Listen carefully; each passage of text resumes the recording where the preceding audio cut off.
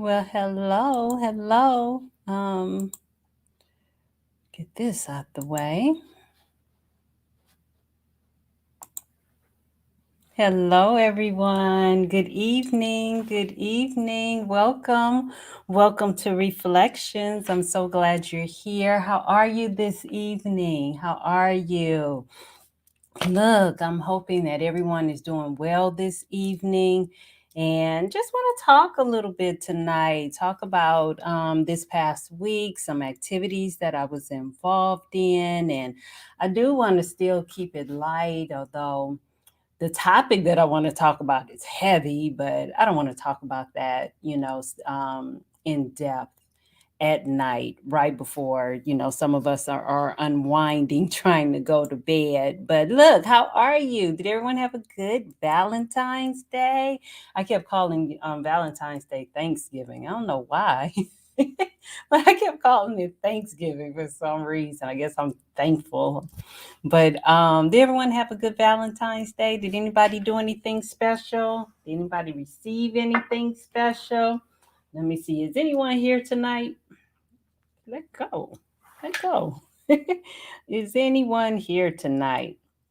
Please just pop in and say hello to me. Just say hello. And but did anyone have it do anything special on Valentine's Day?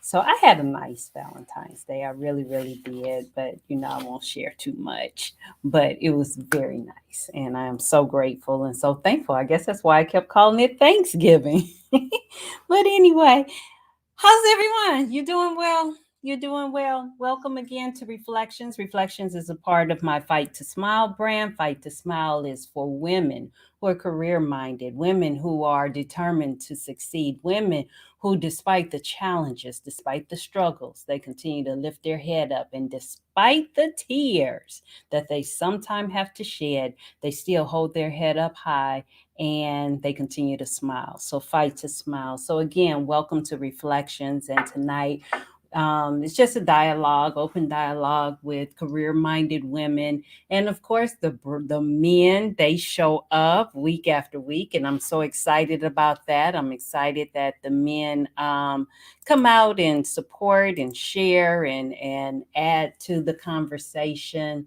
So tonight, I wanted to talk about the topic adultification bias. And, it is evening and we are trying to unwind, call it a night. But there's some aspects of it that I still want to talk about this evening. So for some people would say, well, what is adultification bias? And before I really jump into, what it is and how it's manifested and how we see it, I wanted to share a function that we had at my place of employment last week. And we had a luncheon for the ladies and it was called Let Girls Be Girls. And we, participated in various activities and, listened to music. We had lunch. And I was the keynote speaker. And again, my topic was adultification bias of Black girls. So, what is that? That is this implicit bias that many people hold without really realizing that they're holding this stereotype and this behavior. They don't realize that they don't necessarily realize that they're practicing this behavior, but it is the assumption that Black girls are older than they actually are. Therefore, they are not treated with the same nurture, not treated with the same opportunities for guidance. They are not given the support that they need. And this is not something that, oh, I just read that on the internet and now I'm going to do a show on it. No, not at all. This was a study. It's been studied multiple times. However, I used the study conducted by the Georgetown Law Center on poverty and inequality, and they did a phenomenal job. They did an absolutely phenomenal job on writing the narrative and explaining the research, and it was a wonderful project. But it was also alarming, and it just for the first time really added statistical data to the fact that this bias is real. It does exist, and Black girls are harmed by it. But again, I didn't want to, be extremely heavy at night. It's Tuesday night, the day after Super Bowl, day after Valentine's. People are tired. I get it. So I did want to just kind of lighten it up, but still talking about adultification bias. And bottom line is, where did it come from? Where does adultification bias come from? And it's in the stereotypes. It's the stereotypes about women, stereotypes about women of color, African American particularly, and how these stereotypes are played out in the media. Not necessarily social media, but definitely in social media. But that's not where it started. It started in the media, be it newsprint, be it books, be it movies, from the beginning of time. And throughout our American history, when we look through at the characters that African American women played in movies, on television, there are three underlying themes. There was either she was either mammy, the um, overweight, loving mother, grandmother, big mama that took care of everyone except herself. She carried the weight of the world. She took care of, throughout, in all the movies and through in all the TV shows, she took care of everyone. She took care of everyone, and except herself. She was self-sacrificing, and her voice was never heard because she was always just trying to appease and take care of other people. Then there was Sapphire, and Sapphire was of course that character that she was loud and um, degrading, demeaning. She was emasculating. She just, no one could tell her anything. Nobody wanted to talk to her or deal with her because she was just Sapphire. And then, of course, there was Jezebel, and that was the oversexed, hypersexed Black female whose body was the only thing that was of value. So this is throughout history. And, we still see it today. We still see it today. And while it's not, by no means is that funny, but I do, it made me kind of made me pause and look at my own behavior and, just at the things that, while I may not be in support of those stereotypes, but yet I still watch those type of television shows. You know, um, I watch the television shows where the black female is Sapphire. You can't tell her anything. She will shoot you dead. And as long as she's wearing nice clothes and everything, it's almost like it's okay. We watch these shows. These shows are number one in the nation. When we look at shows, for several years, looked at, in more recent times, when I looked at Empire, look at Cookie Lyons. She is not the epitome of a strong black mother at all, at all. But yet and still, week after week after week, we were watching Empire, week after week. And now, it's Monet Tejada. And I shouldn't laugh because it's not funny, but it's almost like these are the only roles still that our African American women get a chance to play. And but the stereotype continues. It continues that she's Sapphire, or she's oversexed, or she her voice is still not heard because she is big mama. And it's just alarming. It's alarming that still in 20 what is this 2022, these are still the stereotypes that plague our nation. And in addition to that,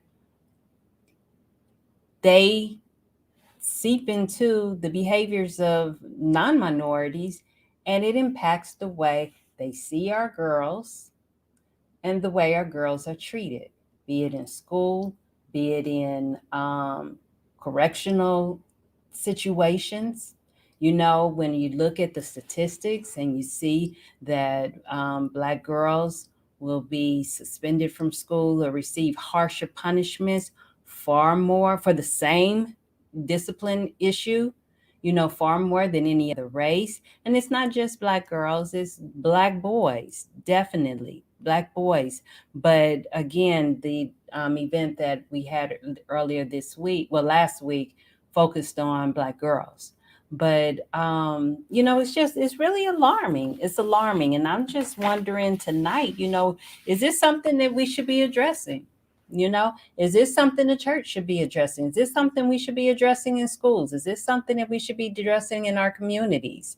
And is it enough to just address it in our own homes when millions of people watch these characters week after week, day after day, in videos and music videos? And and then it becomes an implicit bias, and it does impact how our girls are perceived when they step into the schools or into their schools, when they step outside of their homes. And it impacts the treatment that they receive. And and ultimately, it touches their lives. It can change the trajectory of their lives. So that's kind of, I know that was deep, and I didn't really want to go there on the Tuesday after Super Bowl and after Valentine's Day. But at the same time, I think it was a topic that needs to be discussed. We need to have more discussions about this, because I think, as career-minded women, we have to be mindful of how we treat the next generation, how we treat our girls, our daughters, our nieces, our little cousins, and other, you know, relatives in the family. Um, how do we treat them? I know a lot of times we are so focused on discipline, and we think that we are showing love by discipline, discipline, discipline. But sometimes, our our girls are faced with so much when they walk outside their doors, when they walk outside, not just the girls, the boys too, but when they walk outside their doors of their homes, they're faced with so much that sometimes they just need to come home and not be told what they did wrong, and not be told how they need to do better, sometimes they just need to be embraced. Sometimes they just need to be hugged and let them know it's okay. It's okay. We will get through this. We will get through this. You know, even as they, mature and start going through middle school and high school, even in college. At what point do we say, just cut them off? Um, we still have to forgive them that extra, protection or that extra coat of comfort, because the statistics, and it's not something we didn't already know, but now the statistics show that they are being, treated differently, and they're not given the same opportunities to be a kid, to make mistakes. Some people will make a mistake and they'll be like, oh well, try it again, you can do better, it'll be okay.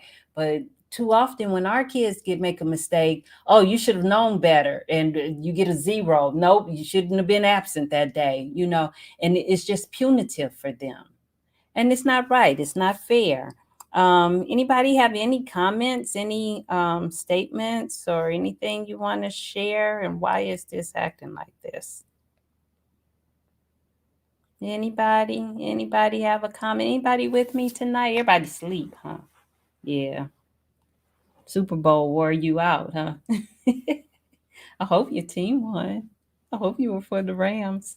Like I saw the Super Bowl. But did you have a good Valentine's? Maybe you're busy with that. But nevertheless, I just wanted to share my heart tonight. I wanted to talk about that a little bit, and just take a few moments and just look at ourselves and see what role we are playing, ladies, in perpetuating the negative stereotypes that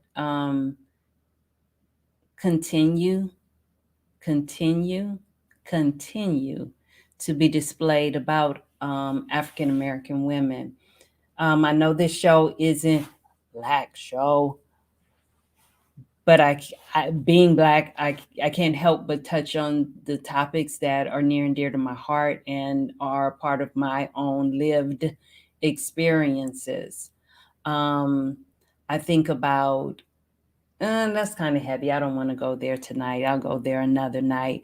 But nevertheless, I'm glad you are here this evening. Thank you for popping in. It's probably going to be, I can't even see the clock right now. It's going to be a short show tonight because I know people are tired, and I know the topic is heavy and not too many people, well, no one is chiming in. But nevertheless, adultification bias, it's really an important topic that we need to continue. We as a people need to continue to address, need to face, and come to grips with. There are girls, are boys. They deserve a childhood, and being adultified before their time. And it's not just, outside races that's doing it. We are still, there are things that we as African American mothers that we are doing to our girls, that we think that we're helping, by telling them to tough it up and don't show your emotions and stuff. We think that, you know that's we think that we're doing a good job, and we're doing the best we can. We're doing the best we can. But I just wonder sometimes sometimes if we need to bring more love. So let me just, give an example. And I know I've talked about this on one of my earlier shows, but there was a situation where my daughter, she was only 7 years old, and she was a gymnast. Well, she was just in recreation gymnastics. She wasn't even in, competitive gymnastics yet. And we were at a gym where she was one of maybe two, maybe three African Americans. And at the we had an in-house event, And, the kids had 4 events that they had to do. And hands down, my daughter, won. She nailed all the skills. She, was in first place in all 4 events. And at the end, at the awards time, and, they were just getting a little medal to wear around their neck. The coach decided that she wanted to just switch things up. So what she did was, the girl who came in last place, who like landed on her head when trying to do a cartwheel, who couldn't do anything, she gave her first place. She gave her the first place prize. And we're sitting there like, what? What in the world? First place? And then, it's like, well, okay, well, I guess she's gonna, my daughter gets second place. Second place was called, third place was called, fourth place was called, fifth place. Anyway, she gave my daughter last place, the last place, last place. And, a lot of people are like, oh, well, they're just kids. It doesn't matter. Says who? Says who that doesn't matter?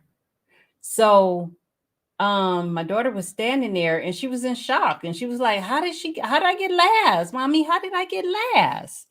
How did I get last? And I'm gonna come to your topic, Ellsworth. I'm gonna come to your topic just a second. So she's like, how did I get last? And she was standing there and she just wanted to cry. And I could see the tears balling up and she was getting ready to go in. And I remember sitting in the audience and I stared her down and I said, you better not cry. You better not cry in front of these white people. I said it, I did. It was wrong. It was wrong. Oh, by looking back, I have evolved, But at that time, I was like, you better not cry. And I ran up to her. I was like, don't you dare cry. Don't you dare cry. We will deal with this. You can cry when we get in the car. And I thought I was helping her be strong, be strong. But what I taught her is, no matter how hard it hurts, you don't cry. And now this is a young lady who became an athlete who, had an ACL tear and hamstring issues, knee issues, been in cast, surgery, physical therapy, and she would not cry. She did not cry in front of other people till she was 13 years old. Okay. And but I did that, and I thought I was teaching her to be strong, and so I mean, these are the little things that I was talking about that we, sometimes we have to go back and rethink our parenting strategies and how we are trying to prepare our kids to face a community or a society that sees them in a different light. So there was a comment. It says, what can we as a Black community do to change the narrative of this topic? That's a great question. I think it begins with us starting to look at ourselves, and looking at those little things like me, trying to raise her to be so strong that I didn't give her an opportunity to be human. Because when something hurts, it hurts. And she should have been able to express that emotion, but I stifled it. And it was years later. It was like 2 years ago that I was just laying in bed one day and I thought about it and I was like, oh my God, what have I done? And I called her, in her dorm or wherever she was living at that time on campus. And I was like, I'm sorry. It's like, what are you talking about? And, we talked through that. But I think it begins by we have to first we got to address the big elephant in the room that the issue is real. It does exist. Um, and, a lot of times we try to we just tell our kids, oh, that's just how it is, or that's how it was when I was growing up. That's how people are. And we have to address this issue, and it's real, our kids aren't being treated fairly. And they are not many times, not all, of course, there's always going to be exceptions to the rule, but too often, and the data shows too often our kids aren't given that fair playing field, that level playing field. So how do we really prepare them for that? And being tough and being hard isn't necessarily it's not really effective. Is not effective, you know. So what can we do to change that narrative? Address it, because it has its long-term consequences.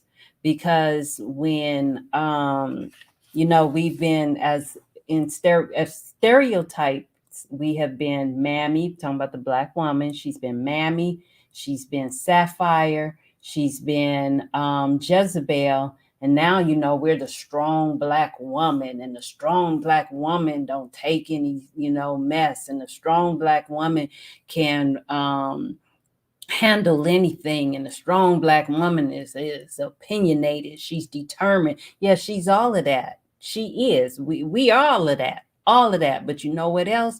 We're also the highest we're the ones who are dying the fastest of heart disease. We're the ones most likely to die giving birth. We're the ones most likely to die given any type of health outcome. If we get heart disease, we're the ones most likely to die from it. So so being strong is killing us. It's killing us. So we have to address this. We have to address these issues. And so to change the narrative it has to first begin with the fact that there's a problem. There is a problem. The problem exists. And it starts, we have to take the time to look at us. And again, I thank you for the gentlemen that are watching. I'm so grateful. But ladies, we have to learn to start taking care of ourselves. We have to take those moments. We can't be big mama to everybody all the time. Big Mama, Big Mama. Remember the movie Soul Food? Remember Big Mama? Oh, Big Mama had all the answers to all the questions that have been boggling the world for years. Big Mama can make anything taste good, feel good. But Big Mama had diabetes. Big Mama died because of diabetes, not taking care of herself. So we can't, continue that narrative. We're leading the statistics in our deaths. We're dying early. We are 7.5 years older than our Caucasian counterparts. Therefore, we're going to the grave sooner. We're going to the grave earlier. And these are issues that, if we want to change the narrative, we have to address the narrative and recognize that there's a real issue. There's a real problem here. So that was a great question. Thank you. Thank you for asking that. Let me look on Facebook. You know what? Facebook acts so funny with me. Let me log out and then log back in, because Facebook, it'll show all my comments after I hang up or after I get off the call. Then I'll be mad. So let's see. Let's try this. Okay, now I can get back to it. Okay, here we go. And nope, no comments on Facebook still. But that's it. That's it for real tonight, because this is late. Now I've gone overtime. But it's just things that it's been heavy. And it's been a lot to think about. It has really been a lot to think about. It's been a lot to process. And we have so far to go. But our next generation is so deserving and so worthy of the opportunity to develop the best versions of themselves. And I think taking the time, talking about these kind of topics, late at night before we go to bed. It's sometimes just the antidote that we need so that we can remember, ladies, that we have to take time, take care of ourselves, because if there is no us, there's no one to take care of all the things that we are trying to do. So, with that, I thank you for joining me tonight. Yay! I hope you enjoyed this show. Please share it with others, and you all, excuse me, you all have a wonderful evening. Have a great week, and I will see you next week. I promise I'll be here. I'll see you next week. Take care.